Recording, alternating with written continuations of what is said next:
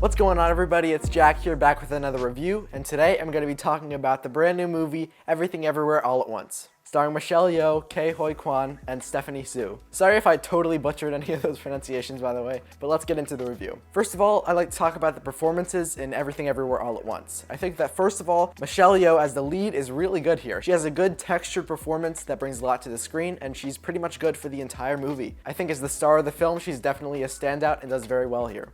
Quan is also a very central part in this movie, and I think he does really good. He definitely created a very interesting character in this movie, and I think that overall it's really good. It's really interesting and entertaining when he's on screen. And finally, Stephanie Hsu, who plays the daughter of Michele Yeoh's character. To be honest, in the movie, I didn't love her performance. I thought that at times it felt somewhat cliched and somewhat uninteresting. She certainly didn't do bad in Everything Everywhere All at Once, but I think that compared to the other actors, she was noticeably kind of off at times, and I think that in comparison to the other actors, she didn't do quite as well. I feel there were definitely times with her character in the sense of performance that I feel like we've seen this before, and I didn't quite love what she did with the character. Jamie Lee Curtis also has a pretty big role in this movie, and she's also very good here. Now, as I like to do for movies, I was trying to figure out a summary for the movie, and I thought that the one that was on IMDb didn't do it justice, and to be honest with you, I couldn't figure one out. The movie is really weird and unique. And in fact, the movie was so weird that until recently, the IMDb tagline for the film was,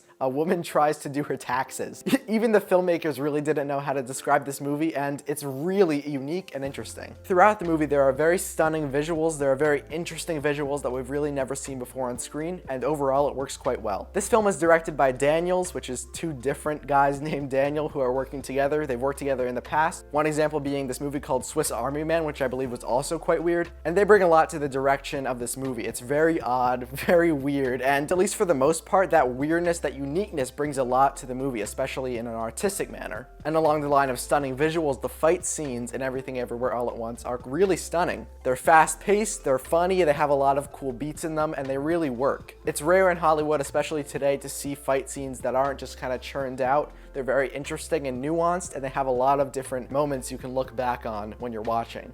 They've got a good flow and pace to them that's rare to see in today's environment. To me, the first hour and 30 minutes of Everything Everywhere All at Once are really solid. And I mean really solid. They were super fun, super engaging, and it was really good up until that point. However, honestly though, the last 50 minutes of Everything Everywhere All at Once kinda dragged for me. I would say considerably. One of my biggest gripes with the last 50 minutes of Everything Everywhere All at Once is it's trying to send a message, but it's staying really weird. And honestly, I think it's at the story's detriment. I think there are multiple times where the movie is trying to get across an emotional message, and then it cuts back to something that's weird or somewhat comical, and it just kind of ruins the moment and the message to me. To me, it's distracting from the story they want to tell. For a lot of the movie, it works really well, but I think at some points it needed to be toned down a little. I was trying to get onto an emotional wavelength with the characters in the film, and I thought that it just stayed a little too weird for me to fully get on board with that. Personally, I didn't emotionally resonate with the ending because I felt that it was cluttered and we were jumping back and forth too much for me to appreciate what the movie was trying to say. Another problem I had was the messaging in the film just feels a little too upfront. It feels like they're actually saying the message that they're having in dialogue. And to me, it's just not a great way to convey your message. It felt a little bit forced during the last 50 minutes or so of the film, and progressively more they tried to sell a message